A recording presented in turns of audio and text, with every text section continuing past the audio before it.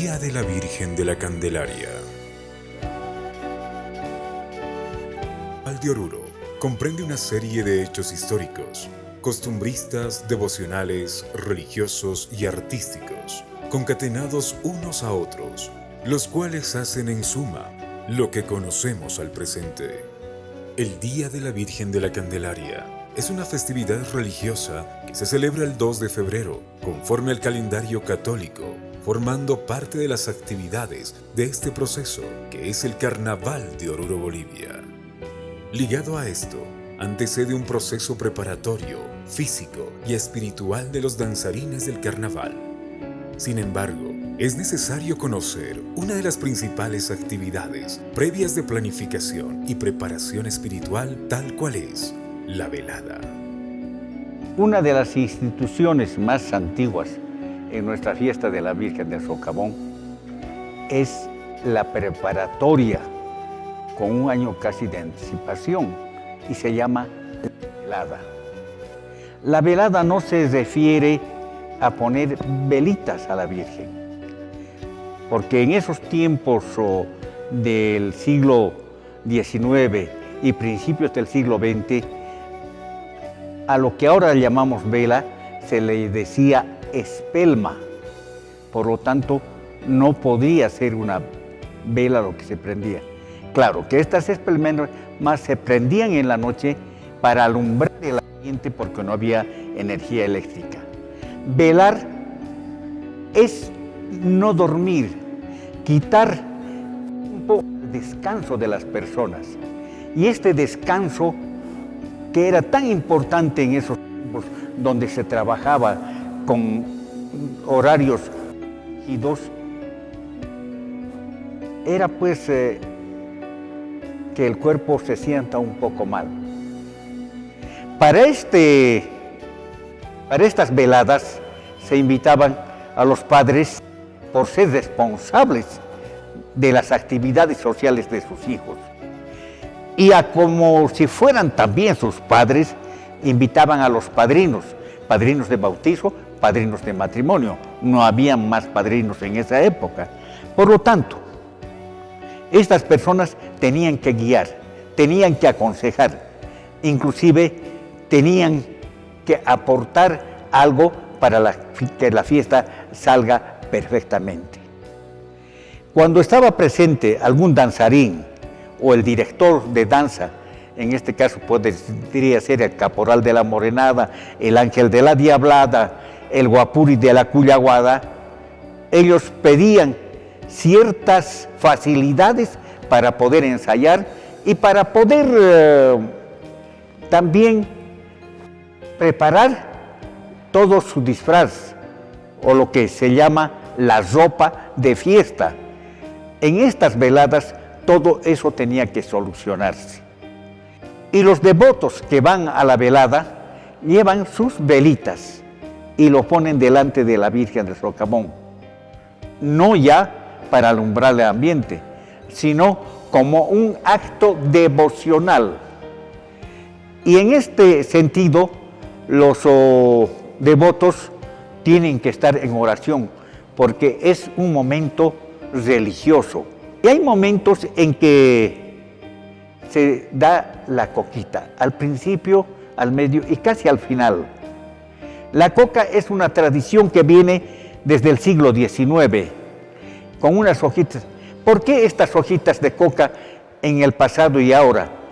Para no tener el sueño, para estar tranquilos y no ser vencidos y quedarse dormidos. Y también se sirven unas canelitas. Antiguamente era canela con singani. Se mantiene eso 1, 2 o 3 veces por conjunto. El carnaval no son solamente esos días que se baila, ¿no? Y se danza por la ciudad. El día sábado por la peregrinación y en los otros días que también se hacen distintas presentaciones, sino que el carnaval empieza en realidad mucho antes y empieza con una preparación. Se puede decir física, porque vamos ensayando los pasos, vamos danzando, vamos bailando, pero también una muy especial preparación espiritual. porque esto no es simplemente bailar, sino que también es hacer oración. Y hay una preparación también espiritual para eso. Entonces, cada uno de los conjuntos se van turnando, ¿cierto? Y los distintos bloques van haciendo estas veladas que son espacios y momentos de oración, como para también tener una preparación espiritual para llegar ese día, especialmente el día sábado de peregrinación, aquí al santuario, a los pies de la Virgen Santísima. Da la casualidad de que Cristóbal Colón partió de unas islas cercanas al África. Y en estas islas, en las Islas Canarias, es cuando se inició precisamente la conmemoración de la purificación de María. Colón partió de ahí. Y después de Colón vinieron sacerdotes. Y hacia nuestro territorio, que es la zona andina, llegaron los agustinos, muy devotos de Nuestra Señora de la Candelaria. Y han tenido muchos templos dedicados a esta imagen. Tenemos un ejemplo muy claro aquí cerca, Iroco, que está dedicada a la Virgen de la Candelaria. El 2 de febrero tenemos la fiesta con la morenada. Y está a 2 pasos de Oruro. Y muchos no conocen esta fiesta de Nuestra Señora de la Candelaria. Con la fundación de la villa de Oruro o la villa de San Felipe de Austria, abandonaron el lugar. Se bajaron más a lo que ahora es la Plaza 10 de Febrero, la Plaza de Armas. Y en esta Plaza de Armas, alrededor de ella se creó una población española. En lo que ahora sería la calle Caro, se creó la población mestiza. Y atrás de la loma del Conchupata estaba la ranchería de indios. Entonces, precisamente bien definido, y todos los españoles que estaban junto a sus minas abandonaron el lugar, bueno, también abandonaron la capilla. A mediados del siglo XVI, un mendigo pedía limosnas en Oruro y le apodaban el Chiru-Chiru. Este Chiru-Chiru muchas veces pedía velitas, preferentemente a pan. En esos tiempos la vela seguramente era un lujo porque servía para alumbrarse y su costo debido ser alto, pero prefería eso. Y un día viene a la capilla a pedir sus limosnas y como por diosero se acercó a la casa de un español llamado Don Pedro. Y este Don Pedro ese día estaba dando un banquete. Al dar el banquete, no podía él darle su limosna, nada. Y entonces, ya que molestaba tanto el mendigo, le dijo a sus criados: apaléenlo. Quiere decir que le agarren a palo. Y los otros cumplieron la orden. Lo dejaron maltrecho en el suelo. Han sido las mujeres de la villa y algunos varones quienes lo levantaron. Y él, adolorido, se fue rumbo al Cerro Pie de Gallo. Y como no aparecía en 2 o 3 días, inmediatamente la gente se dio cuenta y fue a buscarlo. Entre mineros y mujeres encontraron en esa capilla al Chiru-Chiru muerto a los pies de la imagen de la Virgen de la Candelaria. Entonces, esto nos está diciendo que este señor era devoto de la Virgen de la Candelaria. Las velitas que tenía los quería para ponerlos a ellas, para poner candelas a la Virgen de la Candelaria. Entonces, en este sentido, él sería el primer devoto que ha tenido. Es el día 2 de febrero que celebramos a la Candelaria. Ese día, nosotros, el evangelio de ese día es la presentación del niño Jesús al templo. ¿cierto? Entonces, la representación que tiene este cuadro de la Virgen es precisamente que María tiene en el brazo izquierdo al niño Dios, a Jesús, y en la mano derecha tiene un cirio, ¿cierto? Una candela que está encendida. Y eso va indicando, bueno, entonces María presenta, se hace la celebración de la presentación del templo, pero nos presenta a todos nosotros, Jesucristo, luz del mundo, para indicar que Él es la luz que trae la salvación y disipa todas las tinieblas, todas las oscuridades, viene a arrancar el pecado y prepararnos también para la vida eterna. Entonces Jesucristo, luz del mundo, es lo que nosotros celebramos en esta fiesta de la Candelaria, ¿cierto? Esta candela significa la luz de Cristo, la luz que viene a iluminar todo el mundo. La Virgen del Socavón fue declarada patrona del folclore nacional mediante Ley 1532 del 12 de febrero de 1994. Al presente, uno de los hechos de mayor relevancia es que se ha podido impulsar un marco legal expresado en la Ley Departamental número 185 del 2020, que declara la festividad de la Virgen de la Candelaria como patrona de Oruro, con el objetivo principal de promover e impulsar el costumbrismo y la religiosidad. Bueno, hemos visto desde hace tiempo personalmente la necesidad de hacer un trabajo más fuerte sobre esto del 2 de febrero. Si bien nosotros tenemos nuestro carnaval de Oruro, que varían algunas fechas, pero el día exacto de la Candelaria es el 2 de febrero y hemos visto la necesidad de tener un marco, una ley que pueda resaltar este día con más fuerza. Entonces hemos hecho un trabajo conjunto con un fraterno también de la Morenada Central Oruro, como es Jorge Godínez, en el tratar de hacer esta ley, la cual la hemos presentado a la Asamblea Departamental el año pasado, cuando estaba el gobernador Zenón Pizarro, y gracias a Dios se pudo concretar en una ley departamental que este año tendríamos que haberla festejado ya con más fuerza, pero hemos trabajado, hemos luchado. Este año vamos a hacer la reglamentación de este día. Uno de los principales espacios de la ciudad y del departamento lo constituye el Santuario del Socavón, como contenedor de la imagen de la Virgen del Socavón. Un destino de llegada de devotos y fieles de manera permanente durante todo el año, cobrando sin embargo mayor relevancia en el Día de la Virgen de la Candelaria y el Sábado de Peregrinación. Al establecerse este espacio, que es bastante peculiar, primero era un espacio abierto donde los mineros del Cerro San Miguel, ahora conocido como Pie de Gallo, acostumbraban concentrarse aquí. Justamente era conocido justamente como una cancha en el cual las palliris pues separaban el mineral de la piedra bruta. Entonces lo que se tiene conocimiento es justamente que en el siglo XVIII una reciente investigación de Javier Cárdenas Medina establece precisamente la construcción y quién fue la primera propietaria de este templo, ¿no?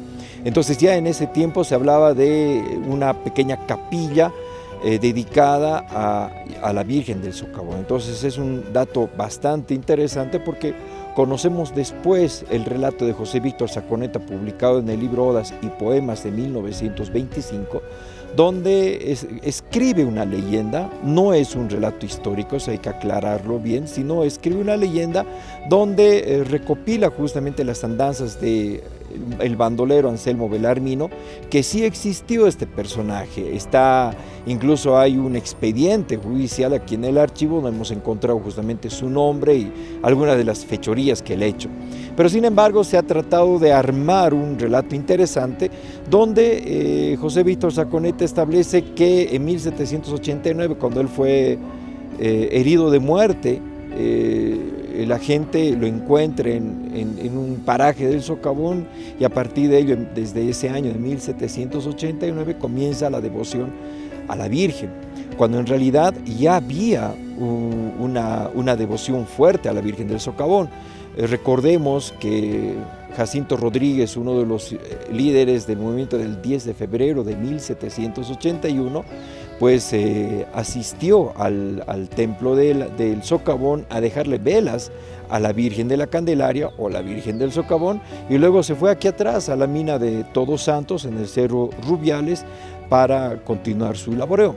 Por eso es que su ausencia promovió y provocó justamente la noche del 10 de febrero un levantamiento muy violento en la cual murieron los españoles en la casa de Endeiza. Entonces, eso nos ayuda a mostrar en realidad que este proceso fue frecuente. Sí existió una pequeña ermita en el mismo lugar que vemos aquí atrás, pero que ha sufrido transformaciones, ¿no? Tenemos datos interesantes que como la devoción de la Virgen era bastante fuerte, muchas familias hacían réplicas de la imagen, donde se colocaba en planchas de metal, otras incluso hay expresiones en piedra donde se las colocaban y se llevaban a los adoratorios familiares o domésticos como se conoce. Entonces eso se tenía en realidad en la casa. Entonces eso nos muestra en realidad de que la devoción ha sido muy fuerte para lo que fue el siglo XVIII y el siglo XIX. Ahora, lo más interesante es el hecho de que hasta Goyeneche se hizo pintar un retrato como devoto o como donante a los pies de una imagen, de una réplica de la Virgen del Socavón. No, un retrato bastante interesante reproducido en uno de los libros, pero que nos ilustra a nosotros de que no estaba reservado solamente a la gente popular, sino que realmente también implicaba gente que era de una posición bastante interesante, en este caso los españoles.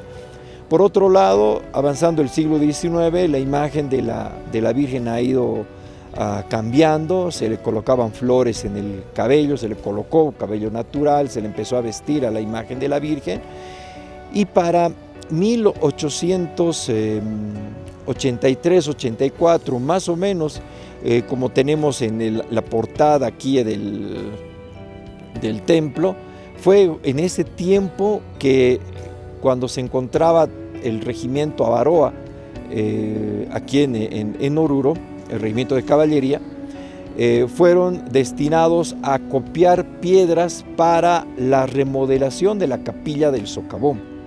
Por lo tanto, desde esos años ya tenemos incluso en el arco toral la fecha que nos da el testimonio de haber sido remodelada para esos años, pero solamente era la capilla, no tenía la torre, porque esta torre que nosotros conocemos fue construida recién en 1918. Había una espadaña que era exenta al templo, donde tenía 3 campanas. No tenía campanario, pero sí la remodelación nos ayuda a entender de que la antigua ermita, que era de una sola nave, se convierte ahora en una capilla en forma de cruz latina, que es justamente la estructura que conservó hasta hace por lo menos 30 años atrás. A partir de eso, después de que se coloca la torre en 1918, también existe la placa de la familia que donó, que posiblemente haya sido del mismo artesano que construyó la torre de Santo Domingo, que es también de 1918, como también la torre de la catedral, que es de 1914. Posiblemente haya sido parte del mismo maestro picapedrero, ¿no? Y tal vez algún artesano local que haya promovido justamente esta construcción. Entonces allí tenemos justamente el proceso de evolución hasta los años 80 y 90, donde ya se promueve la ampliación del lado este de la capilla para ya proyectar, de acuerdo al diseño y a la propuesta del que era rector del santuario, Alfonso Massignani, para proyectar justamente un santuario, ¿no? Que es ya el que nosotros actualmente conocemos, habiendo ampliado a sus 4 lados de la capilla original que fue remodelada en el siglo XIX.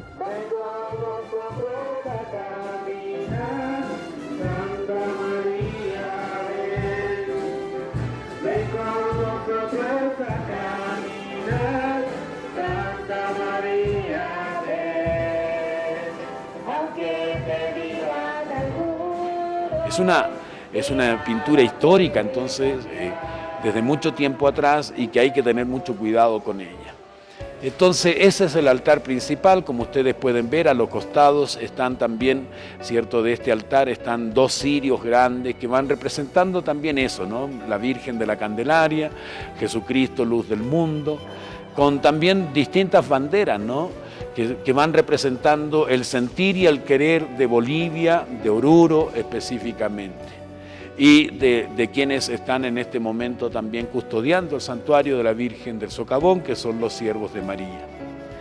Vemos que también hay distintos altares dentro del santuario, distintos santos, distintas advocaciones, ya sea a nuestro Señor Jesucristo, como también está, por ejemplo, uno de los altares del costado principal, que es la Virgen de los Dolores. Y así, entonces, también dentro del santuario ustedes se van a encontrar con distintos altares. Preside también, por ejemplo, uno de los altares son de acuerdo también a la santidad de Santa Ignacia, por ejemplo, que lo encontramos al costado izquierdo entrando al santuario, que es la primera santa boliviana y santa orureña, digamos, en este sentido.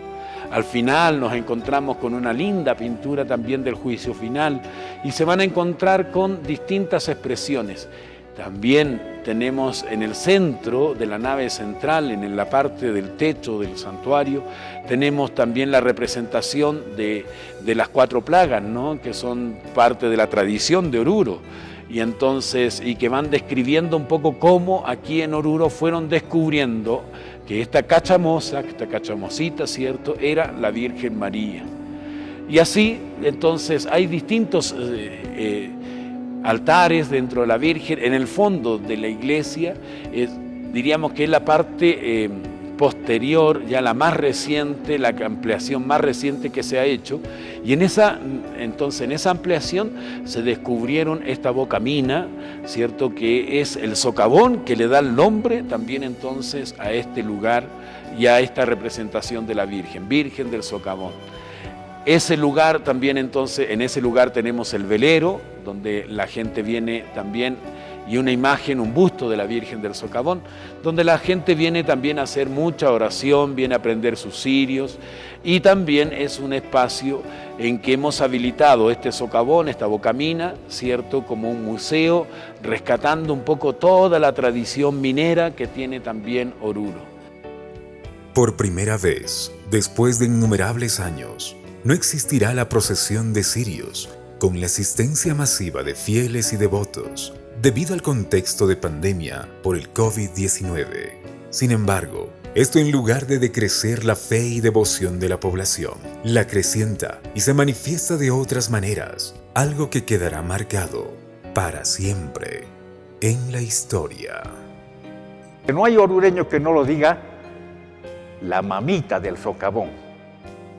Y más aún todavía, le llama Estrella de la Mañana, ruega por nosotros. Esa es nuestra Virgen del Socavón, patrona del folclore nacional.